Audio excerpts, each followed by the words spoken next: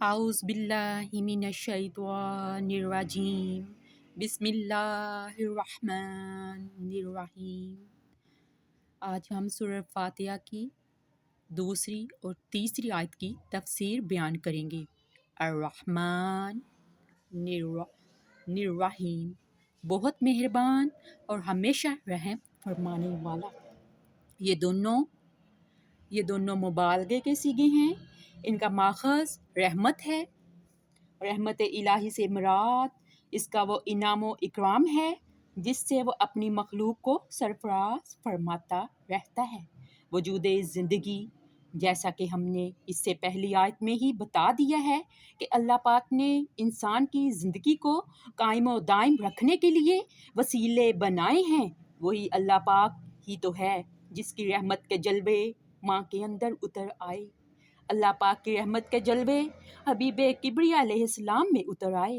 حضرت محمد صلی اللہ علیہ وآلہ وسلم اللہ پاک کے اتنے محبوب ہوتے ہوئے بھی تمام جن و انس کے لیے، دوسری تمام مخلوق کے لیے، چاہے وہ آسمان پر اڑنے والے پرندے ہیں یا زمین پر چلنے والے جانور، سب ہی اس کی رحمت کے حقدار ٹھہرے۔ ہمارے نبی کریم علیہ السلام کے دل میں اللہ پاک نے تمام مخلوقات کے لیے بہت شفقت، نرمی، رحم دلی ڈالی۔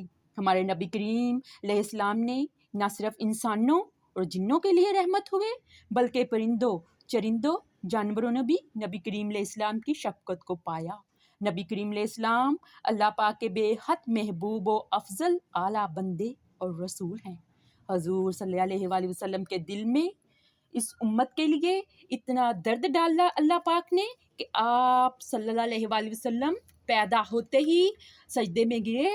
آپ علیہ السلام نے اس امت کے لیے دعائیں مانگی اور جب تک آپ صلی اللہ علیہ وآلہ وسلم زندہ رہے مسلسل اس امت کے لیے دعائیں مانگتے رہے۔ یہ سب اللہ پاک کی رحمت ہی تو ہے کہ ہمارے نبی کریم علیہ السلام کے چہرہ انور میں، جس میں اقدس و معطر میں نورانیت تھی، ہمارے نبی کریم علیہ السلام کا صاحب تاج ہونا، سب نبیوں کے سردار ہونا اس امت پر احسان ہے اللہ پاک کا۔ نبی کریم علیہ السلام کا معراج و براق والے ہونا اللہ پاک کا خاص فضل ہے۔ نبی کریم علیہ السلام پر اور تمام کائنات پر اور قیامت کے دن لواء الحمد کا جھنڈا حبیب کبریا علیہ السلام کو عطا ہوگا۔ یہی وہ ذات پاک ہے کہ جس کو اتنی بڑی رحمت بنایا ہے اللہ پاک نے ہمارے لیے کہ آپ صلی اللہ علیہ وآلہ وسلم کے وسیلے سے بلا و قحط، مرض اور دکھ دور ہوتا ہے۔ آپ صلی اللہ علیہ وآلہ وسلم کا نام مبارک لکھا گیا، بلند کیا گیا، قبول شفاعت کیا گیا، لوح و قلم میں لکھا ہوا ہے۔ آپ صلی اللہ علیہ وآلہ وسلم عرب و عجم کے سردار ہیں۔ آپ صلی اللہ علیہ وآلہ وسلم کا جسم نہایت مقدس، خوشبودار، پاکیزہ اور خانہ کعبہ حرم و پاک میں منور ہے۔ آپ صلی اللہ علیہ وآلہ وسلم کا چہرہ انور آفتاب سے زیادہ روشن، اندھیری رات کے چاند ہیں۔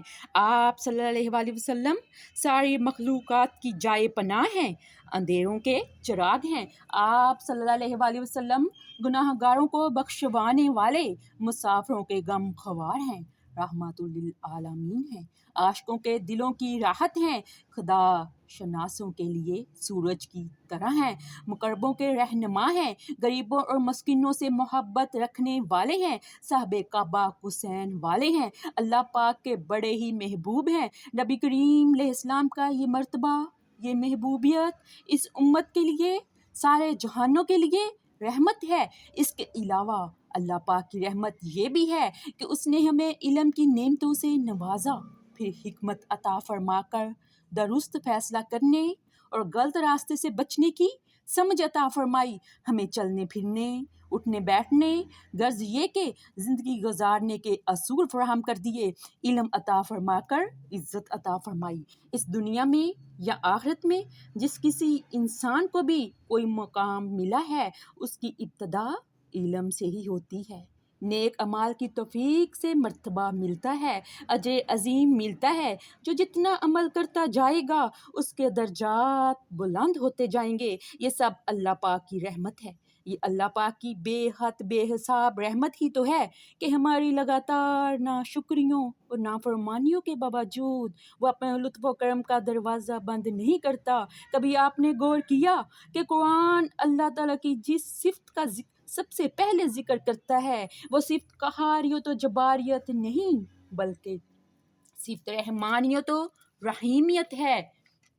یہ اس لیے کہ بندے کا جو اللہ تعالیٰ سے تعلق ہے اس کا دار و مدار خوف و ہراس رعب دبدبہ پر نہ ہو بلکہ رحمت و محبت پر ہو، کیونکہ یہی وہ اصل چیز ہے، یعنی محبت ہی اصل مقصد ہے جس سے انسان کی خفیہ صلاحیتیں بیدار ہوتی ہیں، اسے معرفت ملتی ہے، محبت ملتی ہے۔ جب محبت ہو جاتی ہے اللہ پاک سے تو پھر محبوب کی رضا کا خیال رکھنا پڑتا ہے، پھر اس کو راضی کرنے کے لیے ان طریقوں کو سیکھنا پڑتا ہے، ان علموں کو جاننا پڑتا ہے جس سے ہمیں یہ پہچان ملتی ہے کہ وہ کس بات سے ناراض ہوتا ہے اور کس بات سے راضی ہوتا ہے۔ جب یہ معرفت مل جاتی ہے، یہی معرفت عشق میں بدل جاتی ہے، پھر اللہ پاک کی طرف سے آنے والی آزمائش، دکھ درد، تکلیف بھی اللہ پاک کی طرف سے تحفہ لگنے لگتا ہے، کیونکہ وہ ہمیں اس قدر محبوب ہو جاتا ہے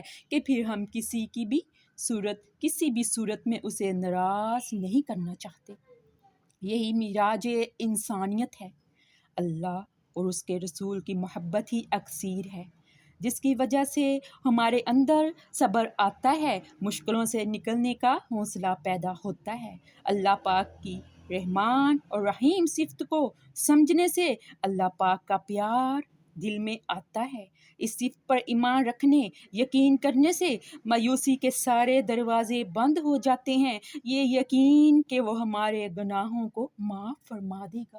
اللہ پاک بہت سچا ہے، اگرچہ اللہ پاک نے اپنی صفات پر عمل کرنے میں مجبور نہیں ہے، لیکن پھر بھی وہ اپنی صفات میں کامل ہے، اپنی صفات کو نبھاتا ہے، پورا کرتا ہے۔ رحمان میں اس نے فرما دیا کہ وہ بہت مہربان ہے، بہت ہی زیادہ مہربان ہے اور ہمیشہ رحم فرماتا ہے۔ جب اللہ پاک نے فرما دیا تو اس کے وعدے، اس کے کلام پر ہمیں سچے دل سے یقین رکھنا ہے، پھر اللہ پاک سے کبھی بھی مایوس نہیں ہونا، ہمیشہ اس رب العزت سے اس کی رحمت کی امید رکھنی ہے، اسی صفت کو دل میں اپنانا ہے۔ اللہ پاک کی اس صفت یعنی رحمان اور رحیم کی صفت کو محسوس کرتے ہوئے خوش رہنا ہے، ہر حال میں بے حد رحم کرنے والے رب سے راضی رہنا ہے۔ اب سورہ فاتحہ کی تیسری آیت کی طرف آتے ہیں۔ مالک ہے یوم الدینی، مالک ہے یعنی روز جزا کا، وہ مالک ہے روز جزا کا۔ اس کی تفسیر میں ہم بیان کریں گے کہ مالک کہتے ہیں وہ ہستی جو اپنے ملک میں جو چاہے کر سکے، یعنی اللہ پاک کا اختیار تمام کائنات پر ہے، سب کچھ اسی کے دست قدرت میں ہے۔ اس ایک لفظ نے ان باطل عقیدوں کو رد کر دیا جن میں کئی مشرک اور دوسری قومیں مبتلا ہیں۔ ان کا یہ عقیدہ ہے کہ خدا ہر مجرم کو سزا دینے پر مجبور ہے، اسے معاف کرنے کا ہرگز اختیار نہیں ہے۔ قرآن نے فرمایا وہ مالک و مختار ہے، ہر چیز، جن و انس سب اس کی ملکیت ہیں، جیسے چاہے ان سے سلوک فرمائے۔ اگر اللہ پاک مجرم کو سزا دینا چاہے تو اسے کوئی روک نہیں سکتا، اگر بخشنا چاہے تو اسے کوئی ٹوک نہیں سکتا۔ اور دین کا معنی ہے حساب اور جزا۔ یہاں ثواب و عذاب کی تفسیر لفظ دین سے کی تاکہ پتہ چلے کہ یہ ثواب و عذاب بلا وجہ نہیں ہے بلکہ ان کے اعمال کا پھل ہے جس سے کوئی بھاگ نہیں سکتا۔ پہلی آیت میں اللہ پاک کی صفت رحمان اور رحیم کا ذکر کیا، یعنی اللہ پاک بہت مہربان ہے، ہمیشہ رحم فرمانے والا ہے۔ اب اگلی آیت میں مالکی